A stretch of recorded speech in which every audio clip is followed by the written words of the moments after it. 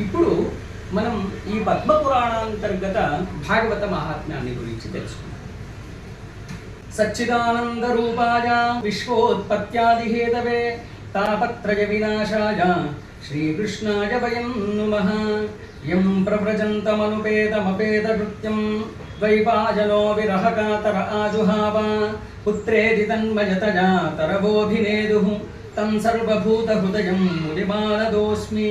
మొట్టమొదటగా ఆ సచ్చిదానంద స్వరూపుడైనటువంటి, అలాగే తాపత్రయాలంటే మనకు మూడు, త్రయం అంటే మూడు, తాపం అంటే బాధ, మూడు రకాల బాధలు. ఆ మూడు రకాల బాధలు ఎలాంటివంటే ఆధ్యాత్మిక, ఆది భౌతిక, ఆది దైవిక.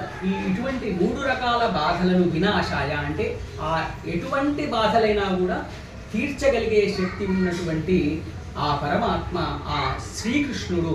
ఆ శ్రీకృష్ణుడు ఎవరయ్యా అంటే విశ్వోత్పత్యాది హేతవే అంటే మనకు కనిపిస్తున్న విశ్వం, మనకు కనిపిస్తున్న కొన్ని విశ్వాలే, ఒక విశ్వమే ఉండవచ్చు. కానీ మన ఇంద్రియాలంటే మన చక్షువులకు కాకుండా, మనకు కనిపించేవి కాకుండా అనేకమైన విశ్వాలు ఉన్నాయి.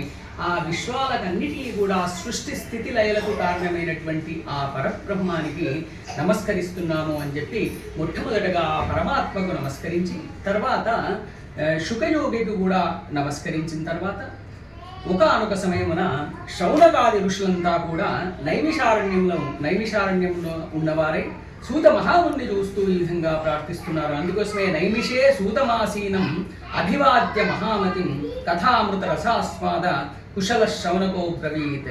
అప్పుడు ఆ శౌనకాది ఋషులంతా కూడా అడుగుతూ ఉన్నారు, అజ్ఞానధ్వాంత విధ్వంస కోటి సూర్య సమప్రభ సూతాఖ్యాహి కథాసారం మమకరణ రసాయనం భక్తి జ్ఞాన విరాగాప్తో వివేకో వర్ధతే మహాన్ మయా మోహ నిరాశశ్చ వైష్ణవై క్రియతే కథం.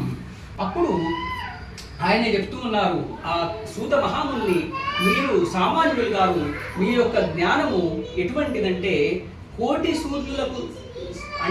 సూర్యులు ఎంత గొప్పగా ప్రకాశిస్తారో అంత గొప్పనైనటువంటి జ్ఞానం కలిగినటువంటి వారు.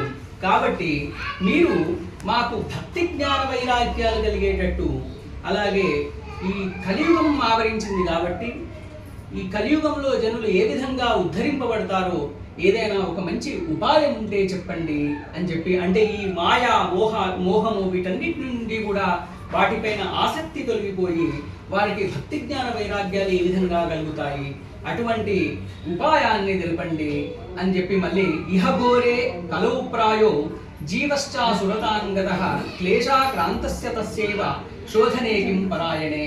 అంటే ఇప్పుడు మనకు కలికాలం ఆవరించింది. ఈ కలికాలం అంటే సామాన్యమైనది కాదు. ఇక్కడ ఎవరిని చూసినా కూడా ఎవరు కూడా ఆనందంగా లేరు. ప్రతి వారికి కూడా ఏదో రకమైనటువంటి బాధలు ఉన్నాయి.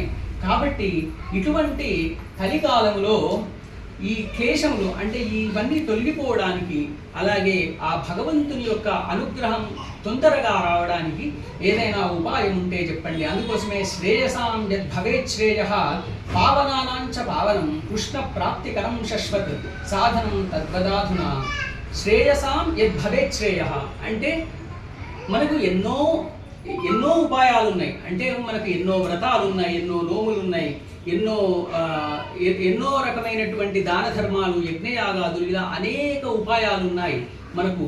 కానీ అన్నిట్లలో కూడా శ్రేష్టమైనది శ్రేయస్సు. అంటే మానవాళికి ఏదైతే శ్రేయస్కరమో, ఏదైతే అన్నిటికంటే పావనంగా ఉంటుందో, శశ్వత్ సాధనం అంటే శాశ్వతమైనటువంటి సాధనం ఏదైతే ఉంటుందో ఆ సాధనం కూడా ఎటువంటిది ఉండాలి అంటే కృష్ణ ప్రాప్తికరం. అంటే ఆ కృష్ణ భగవాను యొక్క అనుగ్రహాన్ని పొందాలి.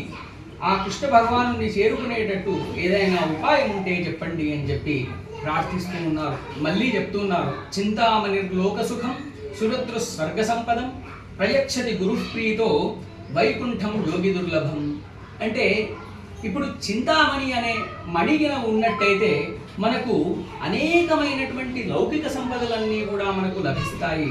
అలాగే కల్పవృక్షం ఉన్నట్టయితే స్వర్గంలో ఇంకా కొన్ని రోజులు ఉందామనే కోరిక కలుగుతుంది. ఎందుకంటే అక్కడ మనకు అన్నీ కూడా మనకు సమకూరుస్తుంది. కానీ ప్రయచ్చతి గురుప్రీతో వైకుంఠం యోగి దుర్లభం అంటే మనకు ఒక గొప్పనైనటువంటి గురువు దొరికితే మనకు సాక్షాత్తు వైకుంఠమే మనకు లభిస్తుంది అని చెప్పి, అంటే ఇక్కడ గురువు యొక్క గొప్పతనాన్ని మనకు ఇక్కడ వివరించబడింది. అలాగే అప్పుడు సూత భగవానుడు ఈ శౌనకాది ఋషులు అడిగిన ప్రశ్నలు విని చాలా సంతోషించి, మీరు చాలా చక్కటి ప్రశ్నలు అడిగారు, దానికి నేను చక్కగా చెప్తున్నాను, మీరంతా కూడా శ్రద్ధగా వినండి అని చెప్పి చెప్తూ ఉన్నారు. కాలవ్యాల ముఖగ్రాస త్రాస నిర్నాశహేతవే శ్రీమద్భాగవతం శాస్త్రం కలౌ తీరేణ భాషితం. అంటే ఇప్పుడు శ్రీకృష్ణ భగవానుడు ఎప్పుడైతే నిర్యాణం చెందారో అప్పుడు, అంటే ద్వాపర యుగం అంతమై, ద్వాపర యుగం అంటే శ్రీకృష్ణ నిర్యాణం తర్వాత ఒక 30 సంవత్సరాలకు ఆ ద్వాపర యుగం అయిపోయిందో అప్పుడు కలియుగం వచ్చింది. కలియుగం అంటే ఎలా ఉన్నదంటే, కలియుగాన్ని అంటే కలియుగంలో కాలాన్ని ఒక సర్పంతో పోల్చారు. అంటే ఒక సర్పం అంటే సర్పం నోట్లోకి మనం వెళ్తున్నాము అని అంటే దాని అర్థం ఏమిటంటే, మనము అంటే ఏదో ఒక రోజు అంతం చెందుతాము అని చెప్పి దాని అర్థం. అంటే ఇప్పుడు ఆ కాలాన్ని, అంటే మనం పుట్టాము, మన పుట్టిన తర్వాత మనకు ఒక 100 సంవత్సరాల ఆయుష్, అంటే మనకు ప్రతి సెకండ్ ప్రతి నిమిషము గడుస్తున్న కొద్దీ మన ఆయుష్ తగ్గుతూ ఉన్నట్టే. కాబట్టి ఉన్న ఆయుష్లో మనము మంచి పనులు చేసినట్టయితే మనకు ఆ భగవంతుని యొక్క అనుగ్రహం కలిగి మనకు మోక్షం కలుగుతుంది. అంటే ఈ కాలం అనేది ఒక సర్పం లాంటిది. అంటే ఒక చిన్న ఉదాహరణ చెప్పాలంటే, ఇప్పుడు ఒక పాము నోట్లో ఒక కప్ప ఉన్నట్టయితే, ఆ కప్పను మెల్లిమెల్లిగా మింగుతూ ఉన్నట్టయితే, ఆ కప్ప చనిపోయే సమయంలో కూడా బయట ఉన్న క్రిమికీటకాలను తింటూ ఉన్నది. అంటే దాని అర్థం ఏంటంటే, అది ఇంకా చనిపోయే ముందు కూడా దానికి బుద్ధి రావట్లేదు, అయ్యో ఇంకా ఇప్పటికైనా మిగతా జీవహింస చేయకూడదు అన్న ఇది రాకుండా, ఇంకా బతుకుతున్నాను కాబట్టి నా బతుకు తెరువు కోసం ఏదో ఒకటి చేయాలన్నట్టు అది చేస్తున్నది. కాబట్టి అంటే దీంట్లో మనకి చెప్తున్నది ఏంటంటే, మనము ధర్మాచరణ అనేది చాలా ముఖ్యము అని చెప్పి, ఈ కాలవ్యాల ముఖగ్రాస అనేది చాలా ముఖ్యమైన శ్లోకము. శ్రీమద్ భాగవతం శాస్త్రం దీన్ని ఒక పురాణం అని చెప్పట్లేదు, దీన్ని ఒక శాస్త్రంగా అభివర్ణిస్తూ ఉన్నారు. అలాగే ఏతస్మాద పరం కించిత్ మనఃశుద్ధేన విద్యతే జన్మాంతరే భవేత్ పుణ్యం తదా భాగవతం లభేత్. అంటే ఈ భాగవతాన్ని గనుక ఎవరైతే వింటారో వారి యొక్క మనస్సు తప్పకుండా శుద్ధి జరుగుతుంది. జన్మాంతరే భవేత్ పుణ్యం అంటే ఎన్నో జన్మల పుణ్యం ఉంటే తప్ప మనకు ఈ భాగవతం అనేది లభించదు అని చెప్పి కూడా చెప్తూ ఉన్నారు. ఒకానొక రోజున పరీక్షితే కథాం వక్తుం సభాయాం సంస్థితేషుకే సుధా కుంభం గృహీత్వైవ దేవాస్తత్ర సమాగమం. అంటే ఒకానొక రోజు ఆ శుక మహర్షుల వారు, శుకయోగీంద్రుల వారు ఈ పరీక్షిత్తు మహారాజుకు భాగవతాన్ని చెప్తూ ఉన్నప్పుడు, భాగవతము అమృతం కంటే గొప్పదని చెప్పి దేవతలు తెలుసుకొని ఈ శుక మహర్షుల వారి దగ్గరికి వచ్చి, మేము అమృత కుంభం అంటే అమృతాన్ని ఆ కుంభం అంటే బంగారు కుంభంలో తీసుకొని వచ్చి, ఈ అమృతాన్ని మీరు తీసుకోండి, ఆ అమృతాన్ని మీరు కావాలంటే ఆ పరీక్షిత్తు మహారాజుకి ఇవ్వండి, మాకు ఆ భాగవతాన్ని ప్రతిగా ఇవ్వండి అని చెప్పి. అంటే దీని అర్థం ఏమిటంటే, దేవతలు భాగవతము ఈ సుధాకుంభము కంటే కూడా ఎక్కువ విలువైనది అని గ్రహించి ఈ భాగవతాన్ని పొందుతామంటే, అప్పుడు ఆ శుక యోగీంద్రుల వారు అన్నారు, ఇది ఎవరైతే భక్తితో ఉంటారో వారికే ఈ భాగవతం లభిస్తుంది, లేదంటే ఇది దొరకదు, ఇది చాలా దుర్లభమైనటువంటిది. అందుకోసమే చెప్తున్నారు. ఇక్కడ ఇంకొక చాలా గొప్పగా వర్ణించారు. క్వ సుధాత్వ కథాలోకే క్వ కాచః క్వ మణిర్మహాన్ బ్రహ్మరాదో విచార్యేవం తదా దేవాన్ జహాసహ అని చెప్పి చెప్తున్నారు. అంటే మీ అమృతం అంటే దీన్ని అమృతాన్ని భాగవతాన్ని ఎలా పోల్చారంటే, ఒక గాజు ముక్క అంటే పగిలిపోయిన ఒక గాజు ముక్క ఒక మణి, అంటే గాజు ముక్కకు ఏమాత్రం కూడా విలువ లేదు. అలానే అంటే మణికి చాలా విలువ ఉంటుంది. అంటే విలువ లేని దాన్ని విలువ ఉన్నదాన్ని ఎన్ని రెట్ల తేడా ఉందో, అలాగే ఈ భాగవతానికి ఈ అమృతానికి అంత తేడా ఉంది అని చెప్పి ఇలా చెప్పారు. అలాగే అభక్తాంస్తాంశ విజ్ఞాయ నదదౌస కథామృతాం శ్రీమద్భాగవతీ వార్త సురాణామపి దుర్లభ. అంటే ఎవరికైతే భక్తి లేదో, అభక్తాం భక్తి లేని వారికి ఈ భాగవతం అనేది దొరకదు. కేవలం భక్తిపరులకు మాత్రమే ఈ భాగవతం అనేది ఇవ్వగలమని చెప్పి వారికి తిరస్కరించగానే రాజ్ఞో మోక్షం తథా వీక్ష పురాధాతాపి విస్మితః సత్యలోకే తులాం బద్ధ్వా తోలయత్ సాధనాజ్ఞజః. అప్పుడు ఈ భాగవతాన్ని 7 రోజులు పరీక్షిత్తు మహారాజు శ్రద్ధగా వినడం వల్ల ఆ పరీక్షిత్తు మహారాజుకు మోక్షం రావడం చూసి బ్రహ్మాది దేవతలంతా కూడా ఆశ్చర్యచకితులై, అప్పుడు ఈ దేవతలకే ఈ భాగవతం దుర్లభమైంది కాబట్టి అప్పుడు ఒక తులాభారం చేద్దాం అంటే ఒకవైపు భాగవతాన్ని, మరోవైపు సకల వేద శాస్త్రాల్ని కూడా తులాభారం చేసినప్పుడు భాగవతమే ఎక్కువగా దూకింది, అంటే భాగవతం బరువే ఎక్కువగా ఉన్నది, అంటే భాగవతం యొక్క మహిమ అంత గొప్పనైనటువంటిది అని చెప్పి, అంటే అది కూడా సత్యలోకే తులాం బద్ధ్వా, సత్యలోకం అంటే బ్రహ్మ నివసించే లోకంలో ఈ తులాభారం అనేది జరిగింది. అప్పుడు బ్రహ్మదేవుడు కూడా చాలా ఆశ్చర్యపోయినాడు. అలానే లఘూన్యన్యాని జాతాని గౌరవేణ ఇదం మహత్ తదా ఋషిగణా సర్వే విస్మయం పరమం యయో, అంటే అందరు ఋషులు కూడా చాలా ఆశ్చర్యచకితులైనారు. అందుకోసమే అన్నారు మేనిరే భగవద్రూపం శాస్త్రం భాగవతం కలౌ పఠనాత్ శ్రవణాత్ సద్యో వైకుంఠ ఫలదాయకం. అంటే ఈ విశ్వములో ఈ భాగవతం అనేది చాలా గొప్పనైనటువంటిది. భగవద్రూపం అంటే ఈ కలియుగంలో భాగవతం అనేది భగవద్రూపం. పఠనాత్ శ్రవణాత్ సద్యో, అంటే ఎవరైతే పఠిస్తారో, ఎవరైతే శ్రవణం చేస్తారో వారికి వైకుంఠ ఫలదాయకం, వైకుంఠం అనేది తథ్యము. అలాగే సప్తాహేన శృతం చైతత్ సర్వథా ముక్తిదాయకం సనకాద్యై పురాః ప్రోక్తం నారదాయ దయాపరైః. అంటే మొట్టమొదటిసారిగా ఈ సప్తాహ రూపంలో వినడం ఇంకా శ్రేష్టము ఈ భాగవతాన్ని. ఈ భాగవత కథాశ్రవణము సప్తాహ రూపంలో సనక సనందనాదులు అంటే 5 ఏళ్ల బాలకుల్లా ఉంటారు. వారు బ్రహ్మమానస పుత్రులు. అంటే వారి యొక్క శాపం వల్లనే ఈ జయ విజయులు 3 జన్మల్లో రాక్షసులుగా ఉండి ఆ మహావిష్ణువుచే సంహరింపబడి మళ్ళీ వైకుంఠానికి, అంటే ఆ 3 జన్మలు అనంతరం, అంటే మొదట హిరణ్యాక్షుడు, హిరణ్యకశపుడు, రావణ కుంభకర్ణులు, తర్వాత శిశుపాల దంతవక్తులుగా ఇలా 3 జన్మల్లో రాక్షసులుగా సాక్షాత్తు శ్రీ మహావిష్ణువుచే సంహరింపబడి మళ్ళీ వైకుంఠాన్ని వాళ్ళు చేరుకున్నారు. అంటే వారికి శాపం ఇచ్చిన వారు ఈ సనక సనందనాలు, బ్రహ్మమానస పుత్రులు అంటారు. సో ఆ బ్రహ్మమానస పుత్రులు ఈ నారద మహర్షికి సప్తాహ రూపంలో శ్రవణాన్ని, భాగవతాన్ని వినిపించారు. అప్పుడు శౌనకాది ఋషులు అడుగుతున్నారు, విధిశ్రవే కుతః ప్రీతి సంయోగ పుత్రతై సహ. అంటే అసలు నారద మహర్షి అలాగే ఈ సనక సనందనాదులు ఎక్కడ కలిశారు, అసలు వాళ్ళని ఎలా కలిశారు, వారికి ఈ సప్తాహ రూపంలో ఆ బ్రహ్మమానస పుత్రులు ఎలా వివరించారు అనేది తెలపండి అని చెప్పి ప్రార్థించినప్పుడు ఒకానొక రోజున ఏకదాహి విశాలాయాం చత్వార ఋషయోబలాః సత్సంగార్థం సమాయాత దదృశుస్తత్ర నారదం. అంటే ఒకానొక రోజున బద్రీనారాయణ క్షేత్రానికి సమీపంలో విశాలాపురము అనే ఒక ప్రదేశంలో నారద మహర్షిని ఈ సనక సనందనాదులు చూశారు. అప్పుడు ఆ సనక సనందనాదులు ఆ సమయంలో నారదుడు ఎలా ఉన్నాడంటే చాలా చింతాక్రాంతుడై ఉన్నాడు. చాలా దీర్ఘాలోచనలో ఉండి తదేకంగా దేని గురించో విచారంలో ఉన్నారు. అప్పుడు ఆ కుమారా ఊచుహు అంటే ఆ సనక సనందనాదులు ఈ విధంగా చెప్తున్నారు, కథం బ్రహ్మన్ దీనముఖః కుతశ్చింతాతురో భవాన్ త్వరితం గమ్యతే పుత్ర కుతశ్చాగమనం తవ. ఓయి నారద మహర్షి, మీరు సామాన్యులైన భక్తులు, మీరు సామాన్యులు గారు, సాక్షాత్తు విష్ణు భక్తుల్లో మీరు చాలా ప్రముఖులు. అలాంటి వారు మీరు ఇలా వస్తూ ఉన్నారు, అటు ఇటు తిరుగుతూ ఉన్నారు, ఏదో చింతాక్రాంతులై కనిపిస్తున్నారు.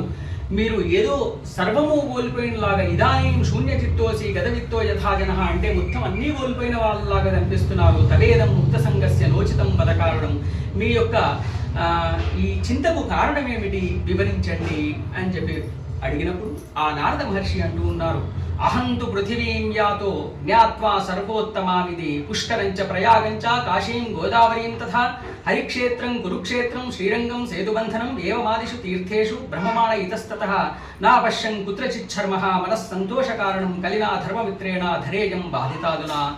అంటే ఆయన ఏమనుకున్నారంటే ఈ నారదుడు త్రిలోక సంచారి కాబట్టి భూలోకం చాలా ఉత్తమమైన లోకము అనుకుని చెప్పి భూలోకానికి అప్పుడే కలియుగం వచ్చింది కాబట్టి కలియుగంలో భూలోకానికి వద్దామని చెప్పి భూలోకానికి వచ్చి అనేకమైనటువంటి గొప్ప గొప్ప క్షేత్రాలను తిరుగుతూ ఉన్నారు. అంటే గొప్ప గొప్ప పుష్కరాలు, ప్రయాగ, కాశీ, గోదావరి ఇలా అనేక నదులు, క్షేత్రాలను, హరిక్షేత్రం, కురుక్షేత్రం, శ్రీరంగం, సేతుబంధనం అంటే రామేశ్వరం, ఇలా అనేకమైనటువంటి తీర్థయాత్రలు సేవిస్తున్నప్పటికీ కూడా వారికి ఆయనకు ఏమాత్రం కూడా ఆనందంగా లేడు. ఏదో ఒక చింత అతనిలో, ఆ నారద మహర్షిలో ఉన్నది.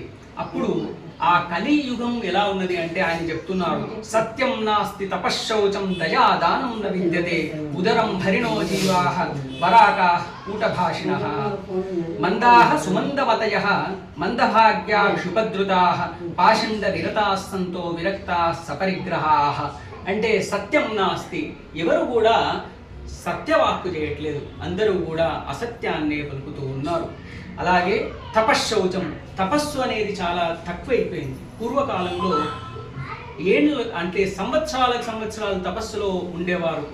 అలాంటి వారు వీరెవరు కూడా తపస్సు చేయడం లేదు. శౌచం అంటే శుచి అంటే అందుకోసమే మనం సంధ్యావందనం ఆరంభించే కంటే ముందే అంతఃశుచి బాహ్య శుచి గురించి మనం నీళ్లు చల్లుకొని మనం పఠిస్తూ ఉంటాం. కాబట్టి శుచి అనేది, బాహ్య శుచి అంటే మనం స్నానం ద్వారా లభిస్తుంది, అంతఃశుచి అంటే మనము నిర్మలమైన మనస్సుతో ఉంటే తప్ప మనకు అంతఃశుచి అనేది దొరకదు. కాబట్టి ఇక్కడ ఎక్కువ మందికి ఈ కలియుగంలో ఏదో ఎదుటి వారిపైన అసూయ, ఈర్ష, ద్వేషము ఇలాంటి వాటితో ఉండడం వల్ల వారికి అంతఃశౌచం కూడా లేదు.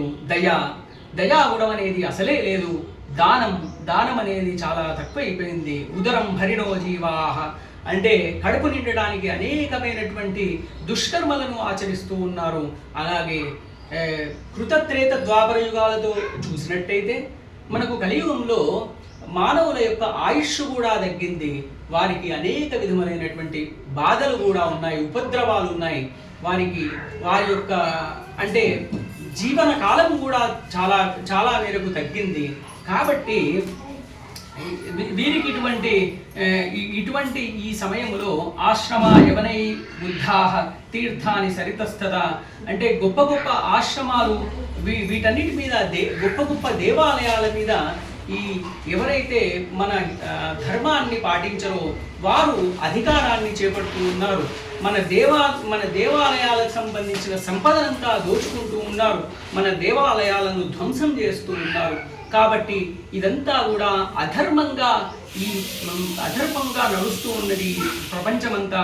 అందుకోసమే నయోగి నైవ సిద్ధో వా నజ్ఞాని సత్క్రియో నరః కలిదావానలేదాద్య సాధనం భస్పతాంగతం. అంటే ఈ కలియుగంలో ఎలా ఉన్నదంటే గొప్పనైన యోగులు లేరు, అలాగే గొప్పనైనటువంటి సిద్ధులు లేరు, గొప్పనైనటువంటి జ్ఞానులు కూడా లేరు. అలాగే సత్క్రియో నరః మంచి కర్మలు ఆచరించేటువంటి మనుషులు కూడా తక్కువైపోయినారు. కాబట్టి ఏవం పశ్యన్ కలేర్దోషాన్ పర్యటన్న వనీమహం యమునం తటమాపన్నో యత్ర లీలా హరేరభూత్. అలా ఆ నారద మహర్షి ఇదంతా చూస్తూ చింతాక్రాంతుడై తిరుగుతూ ఆ యమునా నదీ తీరం అంటే శ్రీకృష్ణ భగవానుడు నడియాడిన ప్రదేశం కాబట్టి అక్కడికి వెళ్తే ఏమైనా కొంత మనశ్శాంతి ఉంటుందేమో అని చెప్పి అక్కడికి వెళ్తే తత్రాశ్చర్యం మయా దృష్టం శ్రూయతాంతం మునీశ్వరాః ఏకాతు తరణీ తత్ర నిషన్నా ఖిన్న మానస. అంటే అక్కడ ఒక యుక్త వయసులో ఉన్నటువంటి ఆడ మనిషిని చూసి ఆమె చాలా నిషన్న వదనంతో ఖిన్నమై చాలా బాధతో ఏడుస్తూ ఉన్నది. ఎందుకు ఏడుస్తూ ఉన్నదంటే అక్కడ చూసిన పరిస్థితిని చూసి నారదుడు ఇంకా చింతాక్రాంతుడైపోయాడు. ఎందుకంటే ఒక యుక్త వయసులో రాలైనటువంటి ఆమెకు 2 కుమారులు ఉండెను. వారేమో ముసలివారులాగా ఉండెను, ఆమెనేమో యుక్త వయసురాలై ఉండెను. వారు నిశ్చేష్టంగా అంటే చలనం లేకుండా పడి ఉన్నారు. వారిని చూసి చాలా ఏడుస్తూ ఉన్నది. దృష్ట్వా దురాగత సోహం కౌతుకేన తదంతికం మాం దృష్ట్వా చోత్థితా బాల విహ్వలా చాబ్రవీద్వచః. ఆమె పేరు భక్తి అని.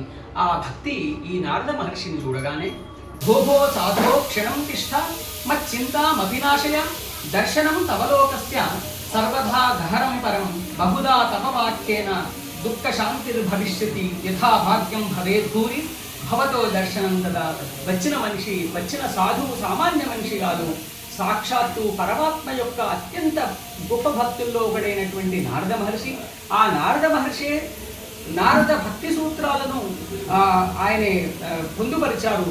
కాబట్టి అటువంటి నారద మహర్షిని చూస్తూ ప్రార్థిస్తూ, ఓ సాధు, నా యొక్క చింతను మీరు తొలగించండి అని చెప్పినప్పుడు అప్పుడు నారదుడు అడుగుతున్నారు, అమ్మ నీవెవరు, ఎందుకు నీ విధంగా బాధపడుతూ ఉన్నావు అని చెప్పి అడిగితే అప్పుడు ఆ భక్తి విధంగా చెప్తున్నది, అహం భక్తిరిత్యాత ఇమౌ మే తనయౌమతౌ జ్ఞాన వైరాగ్య నామానం కాలయోగేన జర్జరవు. అంటే నా పేరు భక్తి, నాకు ఇద్దరు కుమారులు ఉన్నారు, ఆ కుమారుల పేర్లు జ్ఞాన వైరాగ్యాలు. నేనేమో యుక్త వయసులో ఉన్నాను, వారేమో ముసలితనంలో ఉన్నారు. కాబట్టి వారు ఎటువంటి చలనం లేకుండా నిశ్చేష్టులై ఉన్నారు. వారిని మీరే రక్షించండి, ఈ బాధ నుండి మమ్మల్ని బయటకు తీసుకురండి అని చెప్పి ఆమె ద్రవిడ దేశంలో పుట్టి కర్ణాటకలో పెరిగి మహారాష్ట్రలో అనేకమైన గొప్ప పేరు సంపాదించి ముసలితనంలో గుజరాత్లో ఉండెను. తత్ర ఘోరే కలేర్యోగ పాషండై ఖండితాంగక బృందావనం పునఃప్రాప్య నవీనేవ స్వరూపిణి జాతాహం యువతీ సమ్యక్ శ్రేష్ఠ రూపాతు సంప్రదం. అప్పుడు ఆమె తిరుగుతూ ఈ బృందావనంకి వచ్చేసరికి ఆ బృందావనంలో భక్తులందరూ కూడా శ్రీకృష్ణ గోవింద హరే మురారే అని చెప్పి అనేక విధాలుగా ఆ కృష్ణ భగవానుని సదా సర్వకాలం ప్రార్థిస్తూ ఉంటారు. కాబట్టి అక్కడ అనేక మంది గొప్ప గొప్ప భక్తులు ఉంటారు. కాబట్టి ఆ బృందావనానికి రాగానే ఆమెకు కొంత బలం వచ్చి ఆమె యుక్త వయసురాలే చాలా గొప్పగా ఉన్నది. అప్పుడు కానీ ఆమె చింత అంతా కూడా తన యొక్క కుమారులు ఇంకా ముసలి వాళ్ళలాగా ఉన్నారు. కాబట్టి ఆ యొక్క ముసలితనం పోయేటట్టు ఏదైనా ఉపాయం చెప్పండి అని చెప్పి ప్రార్థిస్తున్నది. జరఠత్వం సమాయాతో తేన దుఃఖేన దుఃఖిత సాహం తరణీకస్మాత్ సుతో వృద్ధా విమోకుత అని చెప్పి అప్పుడు నారదుడు అంటున్నారు, జ్ఞానేనాత్మని పశ్యామి సర్వమేతత్తవానఘే స విషాద స్వయాకార్యో హరిష్యంతే కరిష్యతి. అంటే నారద మహర్షి సామాన్యుడిగా కాదు కాబట్టి తన యొక్క జ్ఞానంతో నేను నిమిషంలోకి నీ యొక్క బాధను నేను తొలగించేస్తాను అని చెప్పి కనిపెడతాను అని చెప్పి క్షణమాత్రేణ తత్ జ్ఞాత్వా వాక్యమూచే మునీశ్వర. అప్పుడు ఆ నారదుడు ఈ విధంగా చెప్తున్నారు, శృణుష్వ వహితా బాలే యుగోయం దారుణః కలి తేన లుప్త సదాచారో యోగ మార్గ స్తపాంసి చ. అంటే అప్పుడు ఈ విధంగా చెప్తున్నారు, ఇప్పుడు ఇది కలియుగం అంటే చాలా భయంకరమైన కాలము. దీనిలో సదాచార సంపన్నులు అనేటివారు చాలా తక్కువైపోయినారు, యోగ మార్గం అనేది కూడా తక్కువైపోయింది. జనులు చాలా మూర్ఖులై వంచకులై దుష్కర్మల వైపు వెళ్తూ ఉన్నారు. పునస్తం తరుణీనవా ధన్యం బృందావనంతేనా నృత్యతి ఎత్రచ.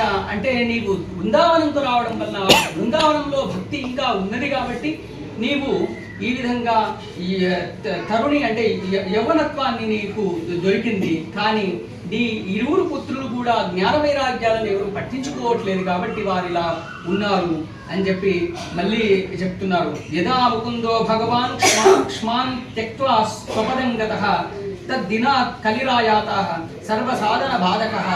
అంటే ఈ శ్రీకృష్ణ భగవానుడు ఏ రోజైతే ఈ భూలోకాన్ని వదిలి వెళ్ళిపోయారో ఆ రోజు నుంచే ఈ కలియుగం అనేది మొదలైంది. ఆ కలియుగం మొదలైనప్పటి నుంచి అన్ని సమస్త సాధనముల యందు కూడా మనకు ఆటంకాలు కలుగుతున్నాయి. ఫలం నాస్తి తపస న యోగేన సమాధిన ఫలం లభతే సమ్యక్ కలో కీర్తనాత్. అంటే ఫలం నాస్తి అంటే ఇక్కడ ఈ అష్టాంగ యోగాలను ఎవరు కూడా ఆచరించట్లేదు. తర్వాత ఈ అంటే దీంట్లో అన్నిటికంటే కలియుగంలో నామ సంకీర్తనమే చాలా గొప్పది అని చెప్పి నామ సంకీర్తనం గురించి కూడా మనకు చాలా గొప్పగా వివరించబడి ఉన్నది. నామ సంకీర్తనం యస్య సర్వపాప ప్రణాశనం ప్రణామో దుఃఖ శమనః తన్నమామి హరింపరం. అంటే నామస్మరణాత్ అన్యోపాయం అని కూడా చెప్పబడి ఉన్నది.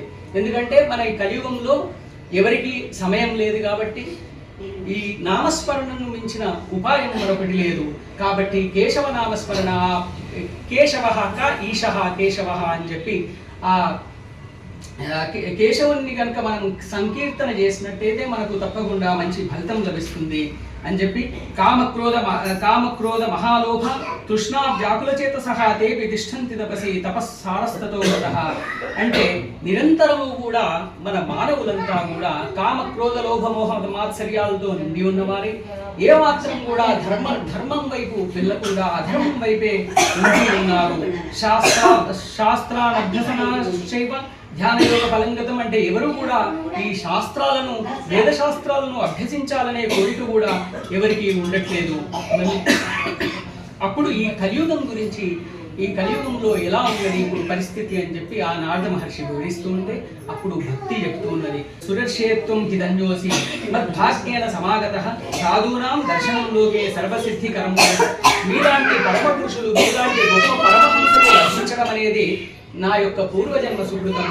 జయతి జగతి మాయాం యస్య కాజాధవస్తే వచన రచన వేగం కేవలం చాకలయ్య ధ్రువ పరమపి యాతో యత్ కృపాతోద్భవోయం సకల కుశలపాత్రం బ్రహ్మపుత్రం నతాస్మి. అంటే మీరు ప్రహ్లాదుడు కానీ ధ్రువుడు కానీ మీలాంటి వారి యొక్క ఉపదేశముల వలన వారికి ఆ యొక్క భగవద్ అనుగ్రహం కలిగింది, వారు అంత మోక్షాన్ని పొందారు.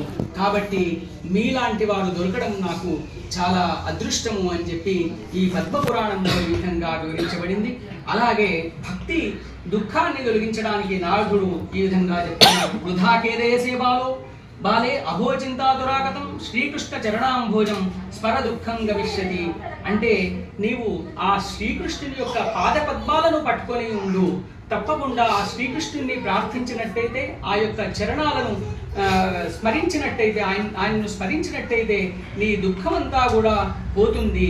అలాగే ద్రౌపదీ చ పరిత్రాత ఏన కౌరవ కష్మలా పాలితా గోపసుందర్య కృష్ణ క్వాపి లోగత. అంటే ఈ గోపికా స్త్రీలు ఉన్నారు, వారికి ఎటువంటి వేదశాస్త్రాలు కానీ ఎటువంటి జ్ఞానము లేదు. వారు కేవలం భక్తి చేత ఆ కృష్ణుని కట్టిపడేశారు. అంటే ఆ కృష్ణుని యందు అపూర్వమైనటువంటి భక్తి, అటువంటి అనన్యమైనటువంటి భక్తి వలన వారు ఆ కృష్ణుని యొక్క సాయుధ్యాన్ని పొందారు. అలాగే ద్రౌపది, కుంతీదేవి వీరంతా కూడా ఆ కృష్ణ భగవాను యొక్క అనుగ్రహం వలన వారు ఎల్లప్పుడూ కూడా రక్షించబడ్డారు.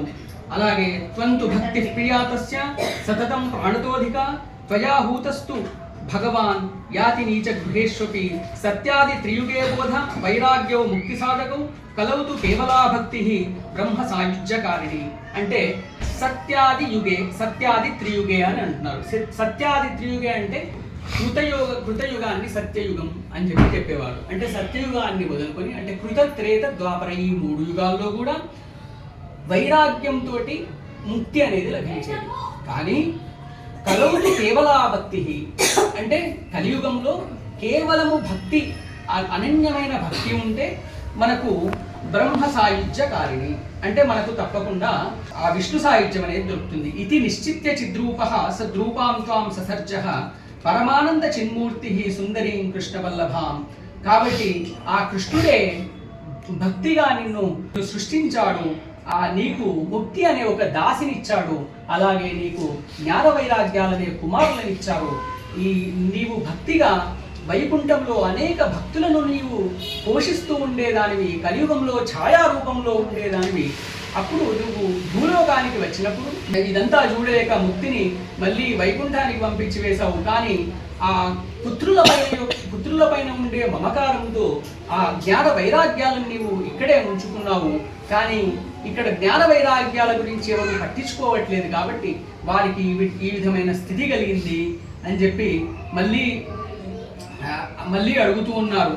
నృణాం జన్మ సహస్రేణ భక్తో ప్రీతిర్హి జాయతే కలో భక్తి భక్త్యా కృష్ణ పురస్థితః.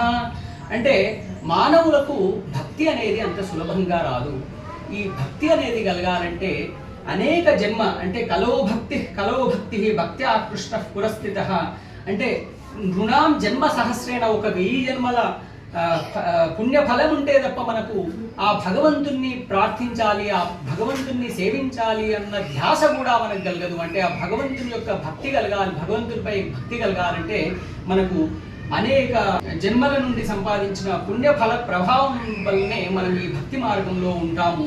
అలం వ్రతైరలం తీర్థైరలం యోగైరలం మఖైః అలంజ్ఞాన కథాలపైః భక్తి రేకైక ముక్తిదా. అంటే ఎన్ని వ్రతాలు చేసినా, ఎన్ని తీర్థాలను సందర్శించినప్పటికీ, ఎన్ని యోగములను ఆచరించినప్పటికీ, ఎన్ని జ్ఞాన కథలు విన్నప్పటికీ కూడా ఈ భక్తిని మించింది ఇంకొకటి లేదు అని చెప్పి భక్తి యొక్క గొప్పతనాన్ని చెప్తూ, ఇది నారద నిర్ణీతం స్వమహాత్మ్యం నిశమ్యస సర్వాంగ పుష్టి సంయుక్త నారదం వాక్యమబ్రవీత్. అంటే అప్పుడు ఈ నారదం యొక్క మాటలు విని చాలా సంతుష్టురాలై ఆ భక్తి విధంగా అంటున్నది. కృపాళునా త్వయా సాదో మద్భాదా ధ్వంసితాక్షణాత్ పుత్రయోశ్చేతనా నాస్తి తతో బోధయ బోధయ.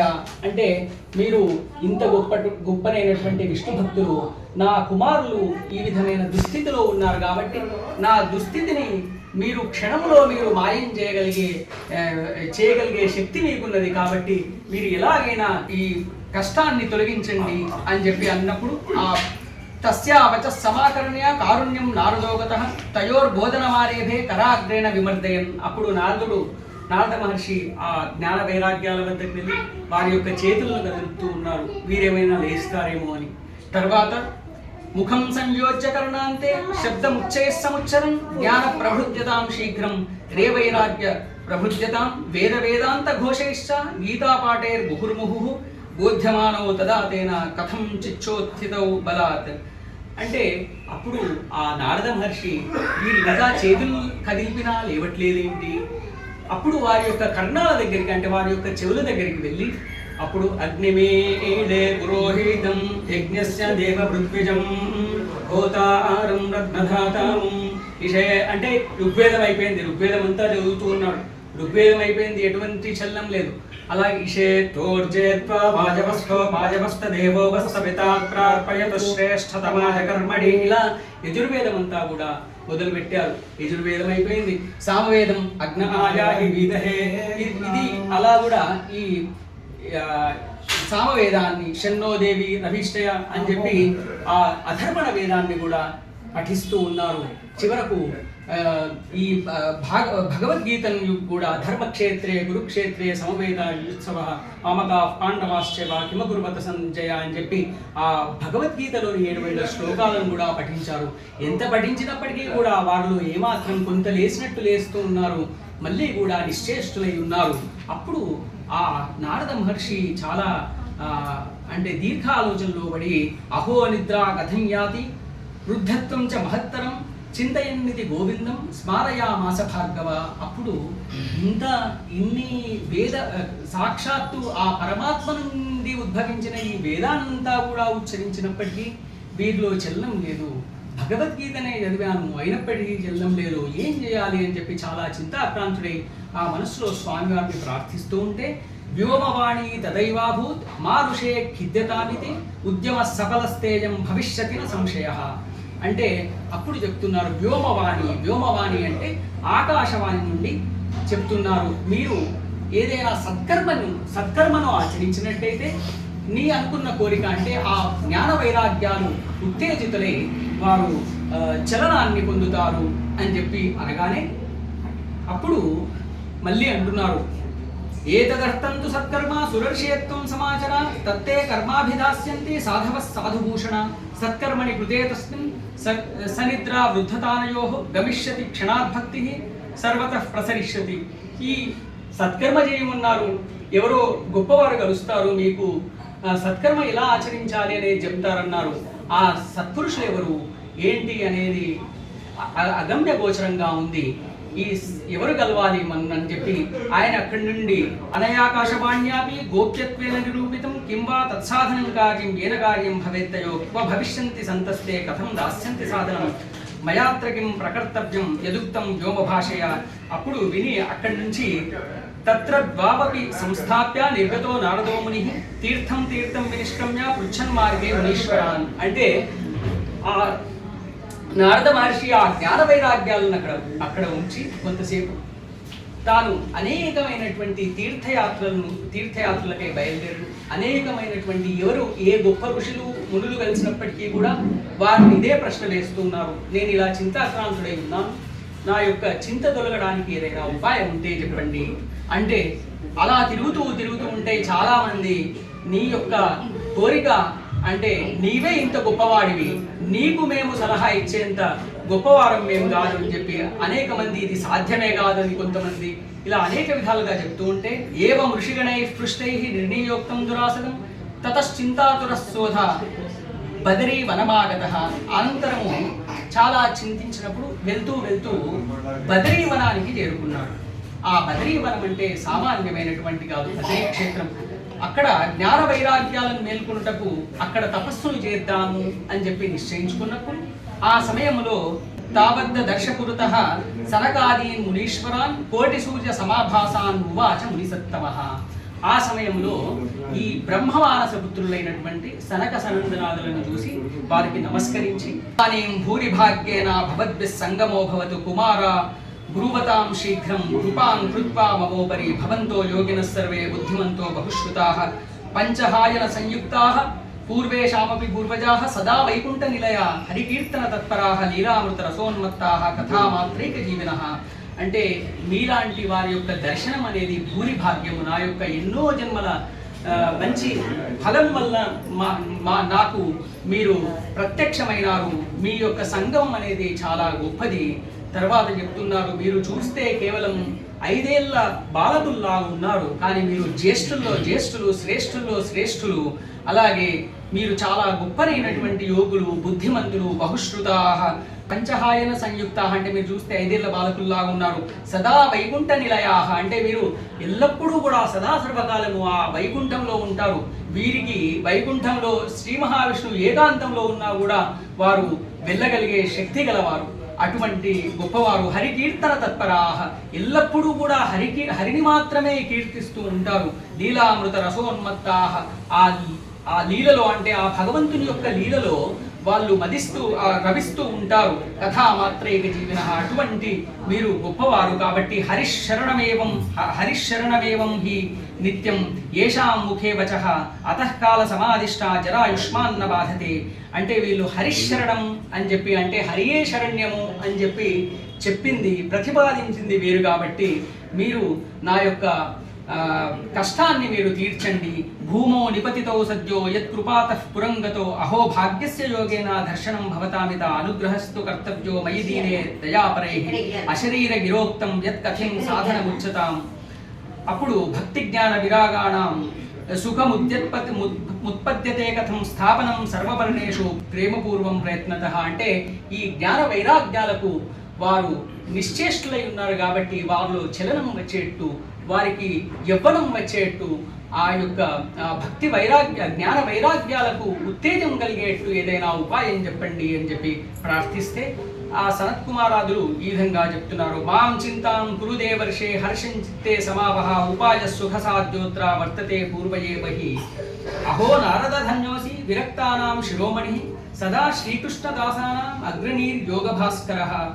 అంటే అప్పుడు మీరు ఏమాత్రం ఆ ఋషులు సనక సనందనాదులు చెప్తున్నారు, మీరు ఏమాత్రం చింతాక్రాంతులై ఉండవలసిన పని లేదు. మీరు చాలా ప్రసన్నంగా ఉండండి, ప్రశాంతంగా ఉండండి. ఆ జ్ఞాన వైరాగ్యాలను ఉద్ధరించడానికి మేము ఒక మంచి ఉపాయాన్ని చెప్తాము. ఇది కొత్తదేమీ కాదు, సనాతనమైనది, చాలా అంటే సనాతనం అంటే ఏదో గత 1000 సంవత్సరాలు 10,000 సంవత్సరాలను కాకుండా కొన్ని లక్షల సంవత్సరాలు. అంటే ఒక యుగమే, మన కలియుగమే తీసుకుంటే కలియుగమే 4,32,000 సంవత్సరాలు. అలా కలియుగం కంటే 2 రెట్లు ద్వాపర యుగం, దానికంటే త్రేతాయుగం. అంటే ఈ 4 యుగాలు కలిస్తే మహాయుగం. అలాంటి 1000 మహాయుగాలు కలిస్తే ఆ బ్రహ్మదేవుని యొక్క పగలు.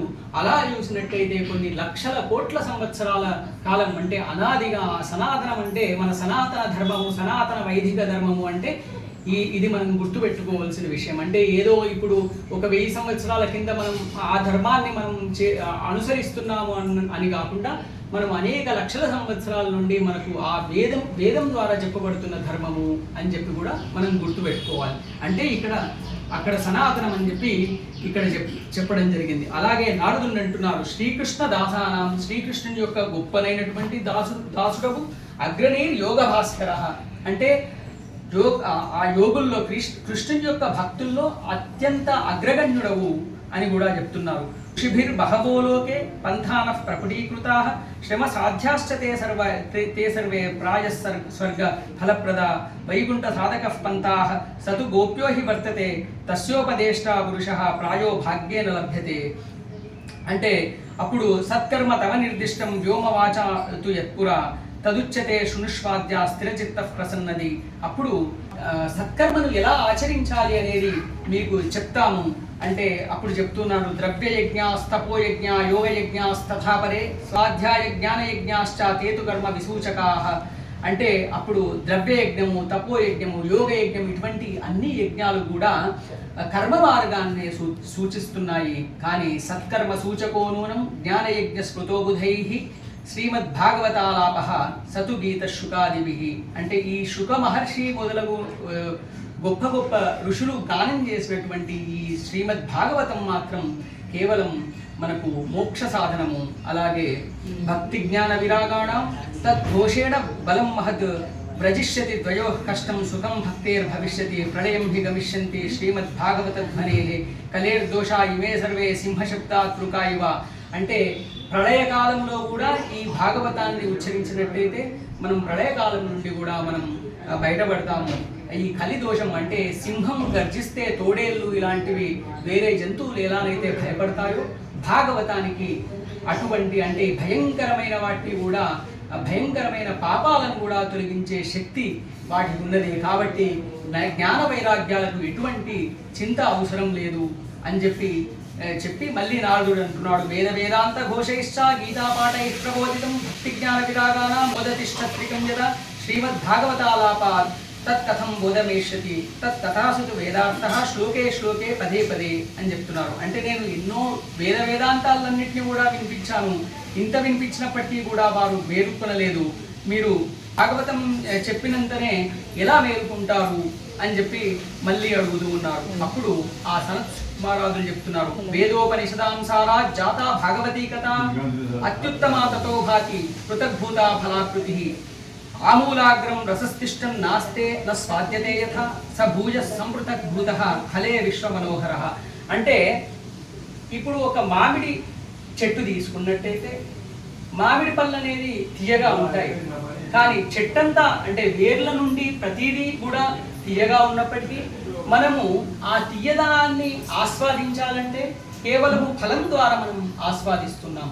అలాగే ఆ శుక మహర్షి ఏ విధంగానైతే మనకు ఈ వేదాంత సారాన్ని ఒక ఫలం ద్వారా మనకు అందించారు. ఆ ఫలమే ఈ శ్రీమద్ భాగవతం అని చెప్పి. అంటే ఇప్పుడు మీరు ఒక పాలను చాలా వేడి చేస్తే మనకు వెన్న నుండి నెయ్యి ఎలాగైతే బయటకు వస్తుందో అంటే నెయ్యి మనం పాలలో చూడలేము. కానీ దాన్ని పాలను మరిగిస్తే వచ్చింది నెయ్యి కాబట్టి. అలాగే చెరుకు గడ్డను తీసుకున్నట్టయితే చెరుకు గడ్డ ఎక్కడ అంతా కూడా తీయగానే ఉన్నప్పటికీ దాని నుండి తీసిన చక్కెర ఇంకా మధురంగా ఉంటుంది.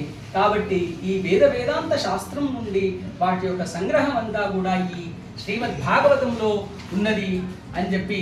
ఇదం భాగవతం నామ పురాణం బ్రహ్మ సంహితం భక్తి జ్ఞాన విరాగాణం స్థాపనాయ ప్రకాశితం వేదాంత వేద సుష్ణాతే గీతాయ అభికర్తరే పరితాపవతి వ్యాసే ముఖ్యత్యజ్ఞాన సాగరే త్వదా త్వయా పురా ప్రోక్తం చతుశ్లోక సమన్వితం తదీయ శ్రవణాత్ సత్యో నిర్బాధో బాదరాయణ. అప్పుడు ఈ మహర్షులంతా కూడా చెప్తున్నారు, ఇది సనాతనమైనది. మళ్ళీ నీకు గుర్తుందో లేదో మీరే మీ తండ్రి గారి నుండి చతుశ్లోకి పారాయణం తీసుకొని మీరే వ్యాస భగవాను ప్రేరేపించి ఈ భాగవతాన్ని మీరు రచింపజేశారు. కాబట్టి ఈ భాగవతాన్ని కనుక చేసినట్టయితే తప్పకుండా వారు సప్తాహ రూపంలో చేసినట్టయితే తప్పకుండా వారికి అనుగ్రహం కలుగుతుంది, భగవంతుని యొక్క అనుగ్రహం కలుగుతుంది అని చెప్పి. భాగ్యోదయేన బహుజన్మ సమార్జితేన సత్సంగమంచ లభతే పురుషో యదా వై అజ్ఞాన హేతుకృత మోహ మదాంధకార నాశం విదాహి తదో దయతే వివేక అని చెప్పి. అంటే మీలాంటి వారి సత్సంగం దొరకడం అనేది మా పూర్వజన్మ సుకృతం అని చెప్పి ఆ నారదుడు చెప్పి, అప్పుడు నారదుడు వీరు చెప్పినట్టు 7 రోజుల్లో ఈ భాగవతాన్ని ఎలా పూర్తి చేయాలని చెప్పి ఆలోచిస్తూ మళ్ళీ నారదుల వారి విధంగా అడుగుతున్నారు. జ్ఞానయజ్ఞం కరిష్యామి శుభశాస్త్రగతోజ్వలం భక్తి జ్ఞాన విరాగానాం స్థాపనార్థం ప్రయత్నతః. అంటే ఈ జ్ఞాన యజ్ఞాన్ని నేను తప్పకుండా నిర్వహిస్తాను. ఆ భక్తి జ్ఞాన వైరాగ్యాలను ప్రయత్నపూర్వకంగా ప్రజల హృదయాలను స్థాపించి నేను పదిలపరుస్తాను అని చెప్పి అప్పుడు మళ్ళీ అడుగుతున్నారు, దీన్ని ఎన్ని రోజుల్లో సంపూర్ణం చేయాలి, ఎన్ని రోజుల్లో ఈ భాగవత కథాశ్రవణాన్ని పూర్తి చేయాలి, దాన్ని ఎక్కడ నిర్వహించాలి, అదంతయు కూడా సవిస్తారంగా తెలుపమని ప్రార్థిస్తే ఆ కుమారావుచుడు అంటే ఆ సనత్ కుమారాలు చెప్తున్నారు, శృణు నారదక్ష్యామో వినమ్రాయ వివేకినే గంగాద్వార సమీపేతు తటమానంద నామకము. అంటే అక్కడ హరిద్వారం దగ్గర ఆనందవరం అనే ఒక ప్రదేశం ఉన్నది. దాన్ని 7 రోజుల్లో కనుక మీరు సప్తాహాన్ని కనుక మీరు జరిపించి ఈ భక్తి జ్ఞాన వైరాగ్యాలతో ఈ భాగవత శ్రవణం చేసినట్టయితే వారి యొక్క బాధలన్నీ కూడా తొలగిపోతాయి అని చెప్పి నానా ఋషిగణైర్జుష్టం దేవసిద్ధ నిషేవితం నానాతరు లతాకీర్ణం నవకోమల మార్గం. అంటే ఆ ప్రదేశాన్ని ఎంచుకోవడానికి కారణం ఏమిటి అంటే ఆ ప్రదేశంలో అనేక రకమైన అంటే అనేక మంది ఋషులు దేవతలు గొప్ప గొప్ప వృక్షజాతులు గొప్ప గొప్ప జంతువులు. ఆ జంతువులు అంటే వ్యతిరేకమైన జంతువులు ఉన్నప్పటికీ వాటిలో ఏమాత్రం కూడా వైరం లేకుండా ఉండేవి. అంటే అటువంటి గొప్ప ప్రదేశం, అటువంటి ప్రదేశంలో ఈ జ్ఞాన యజ్ఞం కనుక జరిపించినట్టయితే తప్పకుండా ఫలితం అనేది అనేక రెట్లు గొప్పగా లభిస్తుంది అని చెప్పి ఆ సూత మహాముల వారు మళ్ళీ చెప్తారు, ఏవ ముక్త కుమారాస్తే నారదేన సమంతతః గంగాతటం సమాజగ్ముః కథ పానాయ సత్వరాః యతాస్తటం తేతు తదా కోలాహలోప్యభూత్ భూర్లోకే దేవలోకే చ బ్రహ్మలోకే తథైవ చ. అంటే ఈ సనక సనందనాదులతో ఈ భాగవత శ్రవణాన్ని జరిపిస్తున్నారని చెప్పి తెలుసుకొని ముల్లోకాల్లో ఉన్నటువంటి అంటే 14 భువనాల్లో ఉన్నటువంటి ఋషులు మునులు దేవతలు నదులు వారంతా కూడా ఇక్కడికి వచ్చి ఈ సనక సనందనాదులు శ్రవణం చేస్తున్నటువంటి ఈ భాగవత సప్తాహాన్ని శ్రద్ధతో వారంతా కూడా వింటూ ఉన్నారు. అప్పుడు ఏకభాగే ఋషిగణాస్తదన్యత్ర దివోకసః వేదోపనిషదోన్యత్ర తీర్థాన్యత్ర స్త్రియోన్యతః. అంటే వారికి కూడా వారి వారి స్థాయిలకు బట్టి అంటే శ్రోతల యొక్క స్థాయిలను బట్టి వారి వారి ప్రదేశాలను నిర్ణయించబడినది. ఈ విధంగా చాలా అత్యంత గొప్పగా ఆ భాగవత కథాశ్రవణం అనేది జరుగుతూ ఉన్నది. ఏవం ద్వేషేక చిత్తేషు శ్రీమద్ భాగవతస్య చ మహాత్మ్య ఊచిరే స్పష్టం నారదాయ మహాత్మనే. అప్పుడు కుమారావుచు అప్పుడు ఆ యొక్క సనక సనందనాదులు చెప్తున్నారు, అథతే వర్ణ్యతే అస్మాభిర్మహిమా శుకశాస్త్రజః యస్య శ్రవణమాత్రేణ ముక్తి కరతలే స్థితాః. అంటే దీన్ని ఈ శుకశాస్త్రము అంటే ఈ భాగవత శుకశాస్త్రం అనేది యస్య శ్రవణమాత్రేణ ఎవరైతే శ్రవణం చేస్తారో వారికి ముక్తి కలగడం అనేది కరతలావలకము అని చెప్పి కూడా ఇక్కడ చెప్తున్నారు. గ్రంథోష్టాదశ సహస్రో 12 స్కంద సంహితః పరీక్షిత్ శుక సంవాదః శృణు భాగవతం చ తత్. అంటే ఈ గ్రంథంలో 18 సహస్రం అంటే 18,000 శ్లోకాలు 12 స్కంధాలు పరీక్షిత్ శుక సంవాదః అంటే పరీక్షిత్తు మహారాజు శుకుని యొక్క సంవాదము ఇదంతా కూడా ఈ భాగవతంలో ఉన్నది. కిం శ్రుతైర్ బహుభిః శాస్త్రైః పురాణైశ్చ భ్రమావహైః ఏకం భాగవతం శాస్త్రం ముక్తిదానేన గర్జతి. అంటే ఈ అంటే మిగతా ఎన్ని శాస్త్రాలు పురాణాలు ఏవైతే ఉన్నాయో వాటన్నిటికంటే కూడా ఇది చాలా గొప్పది అని చెప్పి కథా భాగవతస్యాపి నిత్యం భవతి యద్గృహే తద్గృహం తీర్థరూపం హి వసతాం పాపనాశనం. ఏ గృహంలో భాగవతం అనేది రోజు పఠించబడుతుందో అటువంటి గృహము ఒక తీర్థముతో సమానము అని చెప్పి చెప్తున్నారు. మళ్ళీ ఏమంటున్నారంటే అశ్వమేధ సహస్రాణి వాజపేయ శతాని చ శుకశాస్త్ర కథాయాశ్చ కళాం నార్హంతి షోడశి. అంటే ఇటువంటి ఈ భాగవతాన్ని చదవడం వల్ల వేల కొలది ఒక అశ్వమేధ యాగం చేయడమే చాలా కష్టము, అలాంటిది వేల కొలది అశ్వమేధ యాగాలు 100ల కొలది వాజపేయ యాగాలు ఈ శుకశాస్త్రం యొక్క 16వ అంశం అంటే ఒక అణాతోటి కూడా సరిపోవు. ఈ భాగవతం యొక్క ఫలితంలో అణభాగంతో కూడా దీన్ని సరిదూగదు అని చెప్పి న గంగా న గయాకాశి పుష్కరం న ప్రయాగకం శుకశాస్త్ర కథాయాశ్చ ఫలేన సమతాం నయేత్. అంటే గంగా కానీ గయా కానీ కాశీ కానీ ఇలా అనేక పుష్కరాలు ప్రయాగ ఇటువంటి ఏమీ కూడా ఈ శుకశాస్త్రం ఈ భాగవతానికి సరితూగదు. అలాగే శ్లోకార్థం శ్లోకపాదం వా నిత్యం భాగవతోద్భవం పఠస్వ స్వముఖేనైవ యది ఇచ్చసి పరాంగతి. అంటే మనము సూత మహర్షి ఏమని చెప్తున్నారంటే రోజు ఒక శ్లోకం అర్థంతో తెలుసుకుని చదవడం చాలా గొప్పది. అలాగే మనకు శ్లోకం చదవడం కుదరకపోతే శ్లోకంలో ఒక పాదమైనా చదవడం చాలా ముఖ్యం. పఠస్వ స్వముఖేనైవ యదీచ్ఛసి పరాంగతిం వేదాదిర్ వేదమాతా చ పౌరుషం సూక్తమేవ చ త్రయీ భాగవతం చైవ ద్వాదశాక్షర ఏవ చ ద్వాదశాత్మా ప్రయాగాశ్చ కాల సంవత్సరాత్మకః. అంటే ఇక్కడ ఇది చాలా ముఖ్యమైనటువంటి బ్రాహ్మణాశ్చాగ్నిహోత్రం చ సురభి ద్వాదశీ తథా తులసీ చ వసంతశ్చ పురుషోత్తమ ఏవ చ ఏతేషాం తత్వతః ప్రాజ్ఞేః స పృథగ్భావ ఇష్యతే. అంటే ఇక్కడ 12 గొప్ప వాటి గురించి మనకు భగవంతుడు ఇక్కడ చెప్తూ ఉన్నారు. ఏదంటే వేదాది, అంటే వేదము దేని నుండి మొదలవుతుంది? ఓంకారంతో మనకు మొదలవుతుంది. కాబట్టి ఓంకారం అనేది చాలా ముఖ్యమైనటువంటి వేదమాత. వేదమాత అంటే గాయత్రీదేవి, అంటే గాయత్రీ జపం అనేది కూడా చాలా ముఖ్యము. పురుష సూక్తం అనేది మూడవది. పురుష సూక్తం కూడా చాలా ముఖ్యమైనటువంటి. త్రయీ, త్రయీ అంటే 3 వేదాలు, ఋగ్యజు సామః అనే దాన్ని త్రయీ అంటారు. భాగవతం, భాగవతం అంటే మన భాగవతం ఓం నమో భగవతే వాసుదేవాయ భాగవతం చైవ ద్వాదశాక్షరమేవ చ. అంటే ఈ ద్వాదశాక్షరీ మంత్రము భాగవతము, తర్వాత ఈ ద్వాదశాక్షరీ మంత్రము. ద్వాదశాత్మా ప్రయాగశ్చ, ప్రయాగ క్షేత్రం అంటే అలహాబాద్. కాల సంవత్సరాత్మక, కాల సంవత్సరాత్మక అంటే ఆ సూర్య భగవానుడు, అంటే 12 ఆకారములు గల, అంటే ద్వాదశాదిత్య అన్నట్టు సంవత్సరాత్మక. బ్రాహ్మణ అగ్నిహోత్రంచ, అంటే బ్రాహ్మణుడు అగ్నిహోత్రము. తర్వాత సురభి, సురభి అంటే గోవు. ద్వాదశి అనే మనకు తిథి. ఇవన్నీ తర్వాత తులసి, మన ఇంట్లో అందుకోసమే తులసి సేవ అనేది తప్పకుండా చేయాలి. వసంత ఋతువు, వసంతశ్చ పురుషోత్తమ ఏవచ. పురుషోత్తమ అంటే భగవంతుడైన పురుషోత్తమ. అంటే ఇవన్నీ కూడా పురుషోత్తమంతో ఈ 12 కూడా సమానము. కాబట్టి మనము గోసేవ, తులసి అనేది ప్రతి వారు కూడా ఇంట్లో పెంచడం అనేది చాలా ముఖ్యము. యశ్చ భాగవతం శాస్త్రం వాచయేదర్థధ్వనిషం జన్మకోటి కృతం పాపం నశ్యతే నాత్ర సంశయః. అంటే ఈ భాగవతం అనే శాస్త్రాన్ని ఎల్లప్పుడూ పఠిస్తూ ఉంటే మనకు జన్మకోటి కృతం, అంటే మనకు కోటి జన్మల పాపాలు కూడా నశిస్తాయి.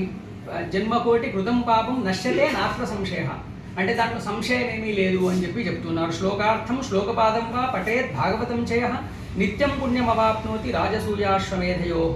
ఉక్తం భాగవతం నిత్యం కృతం చ హరిచింతనం తులసీ పోషణం చేవ ధేనూనాం సేవనం సుమం. అంటే ఈ అంతిమ కాలమందు కూడా ఈ భాగవతాన్ని వినడం అనేది కూడా చాలా ముఖ్యము.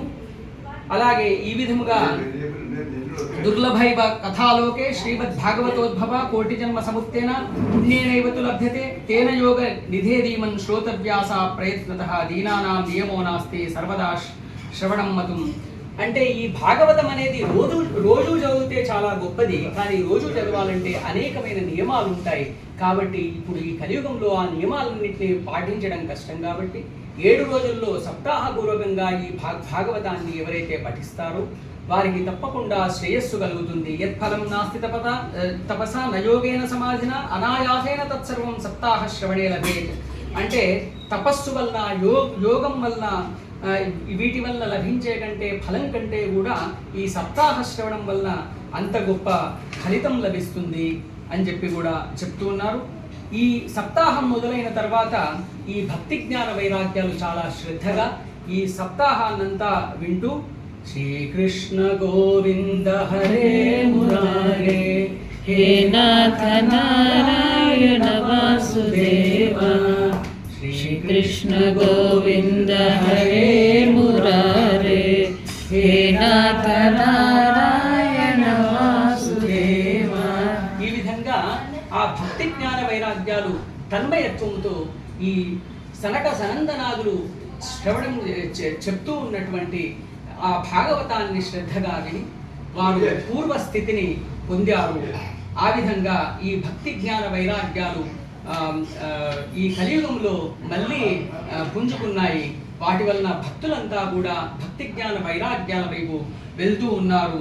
అందుకోసం దీంట్లో సప్తాహ శ్రవణం తేన సర్పేభ్యో అత్యధికం కృతం సాధనాన్ని తిరస్కృత్య కలో ధర్మో యమీరతః కామక్రోధ యజార్థం హి కలో ధర్మో యమీరతః అన్యథా వైష్ణవీ మాయా దేవైరపి సుదుస్త్యజ.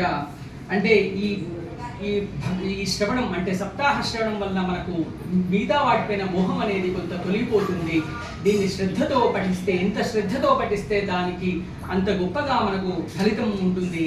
భక్తి స్తుతౌ తరుణౌ గృహీత్వా ప్రేమైక రూప సహసా విరాసి శ్రీకృష్ణ గోవింద హరే మురారే నాథేతి నామాని ముహుర్వదంతి. ఈ విధంగా వారు వాసుదేవ ఓ నాథ నారాయణ వాసుదేవ అని చాలా బిగ్గరగా ఆ భగవన్నామాన్ని ఉచ్చరిస్తూ అక్కడ ఉండేసరికి వారంతా కూడా చాలా భగవంతుని యొక్క అనుగ్రహం పొందారు. భక్తేషు గోవింద స్వరూపకర్త్రి ప్రేమైక ధర్త్రి భవరోగహంత్రి సాత్వంచ తిష్టస్వ సుధైర్య సంశ్రయ నిరంతరం వైష్ణవ మానసాని సకల భువన మధ్యే నిర్ధనాస్తేపి ధన్యాః నివసతి హృది యేషాం శ్రీహరే భక్తిరేక హరిరపి నిజలోకం సర్వథాతో విహాయ ప్రవిశతి హృది తేషాం భక్తి సూత్రోపనర్థః.